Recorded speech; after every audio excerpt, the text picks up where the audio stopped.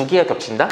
이거는 99% 이상 변부자입니다. 안녕하세요, 로이어 프렌즈입니다. 오늘은 저희가 로스쿨 2화에 대해서 이제 리뷰를 해볼 건데요. 같이 영상 보면서 말씀 나눠보러 가시죠.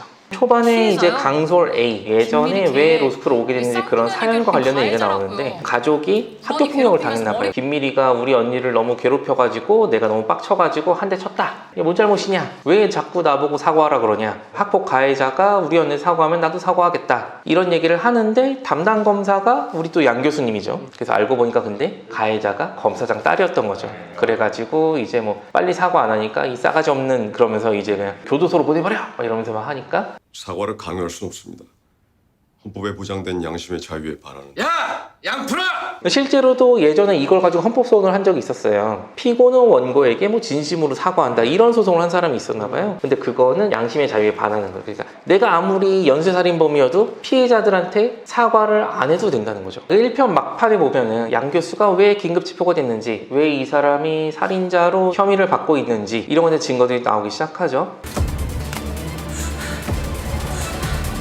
부검을 해보니까 사망 원인 자체는 이제 커피에다가 필로폰을 많이 타가지고 이제 먹였다, 요건데, 필로폰 봉지가 있죠. 원래 그 서 교수가 가지고 있던 거기에서 이제 그 양 교수 지문이 나왔어요. 그리고 이제 서 교수가 마셨던 커피잔에 거기서도 이제 양 교수 지문이 나오고, 그리고 또 족적을 따보니까 신발 모양도 그게 양 교수 신발이고, 그리고 또 때마침 요 사건 바로 며칠 전에 이제 양 교수가 보스턴으로 가는 비행기를 끊었는데 편도로 끊었어요. 이걸 빼박이죠. 그래서 이런 식으로 이제 경찰이 하나씩 증거를 내미니까, 그래서 내가 전직 검사인데 내가 범죄에 저지르려면 내가 그렇게 허술하게 했겠니? 뭐 이렇게 반박을 하는데, 실제 실무를 갔어요.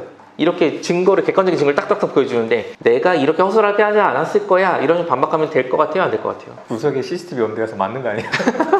차라리 뭐 객관적인 증거를 자기가 이제 반대되는 내용을 제시를 한다든지, 실제 자기가 진짜로 구체적으로 경험을 했기 때문에 이 반대되는 내용에 대해서 이렇게까지 진술을 할 수 있다, 이런 내용들을 말을 해야지, 이렇게는 조금 사실 납득이 되는 변명이 아니죠. 그래서 이제 경찰이 계속 양 교수를 조사를 하는데, 요즘은 여러 가지 증거가 있지만 웬만한 사건에는 핸드폰이 항상 증거로 나오는 것 같아요. 맞아요. 근데 우리 양 교수가 자기 핸드폰을 이제 지문으로 이제 그 보안을 걸어놨어요. 내가 핸드폰 내용을 좀 확인해 봐야겠으니까 열어달라. 경찰이 이렇게 얘기하는데, 지문을 대달라는 건 진술을 강요하는 겁니다. 맞아요? 실질적으로 이거 휴대폰 비번이나 이런 거 안 풀어주는 케이스가 한 번씩 발생하죠. 특히나 노트북 같은 거 이거 비밀번호 풀어라 했을 때 여기 안에 엄청 큰 많은 범행이 들어있으면은 비밀번호 까먹었다고 발뺌하시는 분들도 있어요. 사실 내가 임의로 수사에 협조할 수 있긴 하지만 그냥 뭐 열어주세요 해가지고 네 알겠습니다 이럴 의무는 없죠. 그래서 여기 보면은 이제 양 교수님이 갑자기 학생들이 모의 재판하고 있는 상황에서 막 현장에서 끌려갔잖아요. 이렇게 막 들어가다니까 이제 양 교수님 체포됐는데 어떻게, 이런 얘기를 하고 있는데, 경찰서 갈 거면 양 교수님한테 물어봐줘요. 형법 시험 어떻게 되는 거냐고요. 이게 말이 됩니까?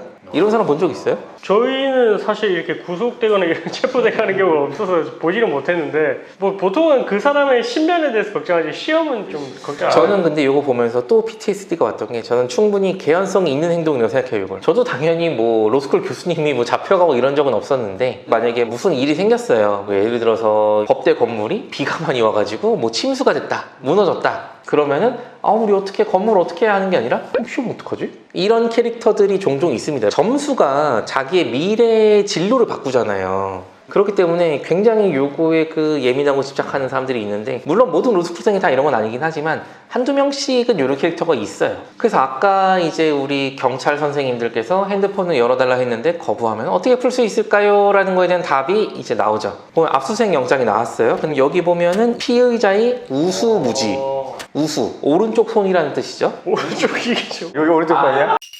그러니까 오른쪽 손에 무지, 엄지손가락을 얘기하는 거죠. 되게 특이해요. 보통 압수수색 영장이 나오면은 뭐 피의자의 사무실, 물건, 뭐 휴대폰, 기타, 뭐 전자장치 뭐 이런 건데, 내 지문이 압수수색한다고 나왔어요? 이런 거 본 적 있으세요? 저는 본 적은 없어요.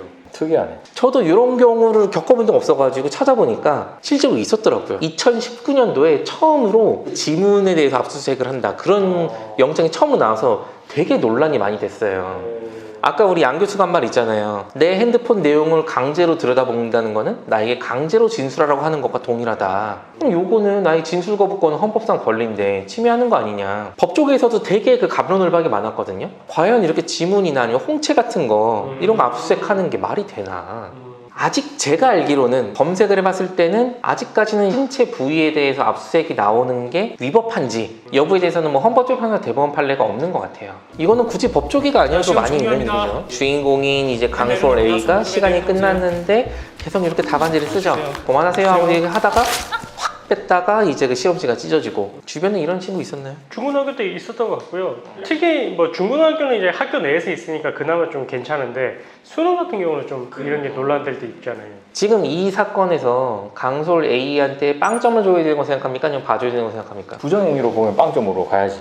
이 변호사님도 그런가요? 저도 빵점. 결과에 이르기까지 그 과정도 중요한데 과정에 있어서는 기회는 저는 균등해야 된다고 생각하거든요. 근데 지금 이거는 기회 자체가 지금 어쨌든 시간이 더 주어진 거 아니에요. 이렇게 해서 다른 애들도 같은 시간이 주어졌다면 점수가 더 달라졌겠죠. 법대 시험 같은 게 보면은 이제 줄글로 쫙 길게 쓰고 교수가 생각하는 그 내용이 들어가면은 그 포인트 하나 있을 때마다 이제 추가점이 생기잖아요. 특히나 이제 아마 끝날 때쯤인가 결론을 쓰고 있었을 거란 말이에요. 결론에 중요한 내용이 몇 개 들어가면은 점수가 크게 차이 날 수도 있는 부분이기 때문에 요거는 당연히 아무리 주인공이지만 빵점 처리해야죠. 되게 어처구니없는 장면이 나오죠. 양 교수가 지금 구치소에 있는데 변호인 접견을 오는데 변호인이 그 학생들 시험지를 가지고 와가지고 접견하는 도중에 채점을 하고 있어요. 지금 사건이랑 관련된 이런 서류 마음대로 반입할 수 있어요? 안 되죠. 소송 관계 서류 이외에는 변호인이라도 전달이 안 됩니다. 더 어처구니없는 장면이 나오는 게 복사실 아저씨랑 막 전화를 하는데 핸드폰 많이 하시죠? 접견 가가지고. 많이 하죠. 핸드폰으로 해야 진짜 편하고 사실 근데 핸드폰은 반입이 안 되는 물품이고 연락을 하려고 한다면은 이제 뭐 변호인이 밖에서 전자서실 넣는다든지 아니면 직접 접견 가서 이제 이야기를 한다든지 그렇게 해야지 뭐 전화로 이제 할 수는 없죠. 심지어 그 전자담배도 들고 가면 안 되죠. 이게 담배니까 안 되지. 현장 검증을 지금 하고 있는 상황이에요. 이게 사실 어떻게 보면 되게 엄청나게 큰 사건이죠. 검사 출신 서울대 로스쿨 교수가 똑같은 검사 출신 서울대 로스쿨 교수를 살해했다. 이건 진짜 뭐 대서특필감 그런 거죠. 현장 검증에서 또 새로운 사실이 나와요. 필로폰을 사실 맨 처음에 좀 전 뜬금없긴 했거든요. 갑자기 뜬금없이 필로폰을 커피에다가 어떻게 섞는단 말인가 했는데 알고 보니까 그 서 교수라는 사람이 평소에 필로폰을 가지고 다니면서 조금씩 복용을 하고 있었어요. 궁금한 게 하나 풀리긴 했어요. 갑자기 뜬금없이 필로폰? 이게 좀 너무 뜬금없긴 했었거든요. 1편에서. 매겼다는 식으로 의심을 받고 있긴 하지만 실제로는 모종의 사유로 서 교수가 자기가 가지고 있는 걸 한 번에 대량 복용하게 되는 뭔가 다른 스토리가 나오지 않을까. 지난번에 우영우 때도 이렇게 스토리 추정했다가 다 틀려가지고 망하긴 했었는데 그래서 이제 경찰이 네가 이렇게 매긴 거 아니냐라고 하니까 양 교수가 반박을 해요. 근데 반박하는 거 들어보면은 이것도 되게 이상해. 본인 주장은 이거야. 서 교수가 필로폰을 가지고 먹고 있길래 그걸 뺏어가지고 나는 그걸 화장실에다 쏟아 버려버렸다. 근데 그때 때마침 서 교수가 저혈당 쇼크가 오길래 내가 커피에다가 설탕을 타가지고 먹인 것이다. 뭔가 변명을 하는데 우연히 자꾸 겹쳐. 죄를 저질렀습니까? 안 저질렀습니까? 저질렀습니다. 빼박이죠 이거. 너무 말도 안 되잖아. 때마침 그때 이랬습니다. 때마침 그때 이랬습니다. 이게 하나만 있어도 믿음이 안 가는 두 개가 겹친다? 이거는 99% 이상 변부죄입니다. 이 진짜 경찰이나 검찰 조사 가면 이제 무혐의 주장하는 사건에서 경찰 검찰 심증이 있을 거 아니에요. 처음에 잘 들어줘요. 들어주다가 계속해서 이제 그런 반박되는 주장을 하면 아니 그러면 선생님만 지금 그 당시에 정말 우연찮게 이런 경우가 발생했고 거기에 또 이어서 또 이런 우연이 겹쳐가지고 지금 이렇게 됐단 말이에요. 꼭 이렇게 말을 해요. 하지만 이건 드라마니까 가능하겠죠. 알고 보니까 이제 서 교수님은 중추의 당뇨병 환자였고 점심을 때마침 걸러가지고 갑자기 저혈당 쇼크가 왔다. 생명의 은인이었다. 짜라잔 훈훈한 결말. 그래서 요런 또 이제 그 법정물의 특징이 있죠. 지금은 모든 증거가 양 교수를 가리키고 있잖아요. 근데 한 에피소드가 끝날 때쯤 되면은 갑자기 새로운 증거가 튀어나오면서 옆에 있는 또 다른 사람이 갑자기 유력한 후보자로 뛰어올라요. 이번에 2화 마지막에서는 한준이가 갑자기 살인자로 또 변해. 앞으로 가야 길 멀기 때문에 서준이도 어떻게든 난관을 극복을 할 텐데 그 난관 극복에 대해서는 다음 시간에 말씀드리겠습니다. 저희가 오늘 로스쿨 2화를 한번 리뷰를 해봤고요. 이제 앞으로도 이제 많이 남아있으니까 다음 시간을 기대해주세요. 감사합니다. 이건 왼손입니다.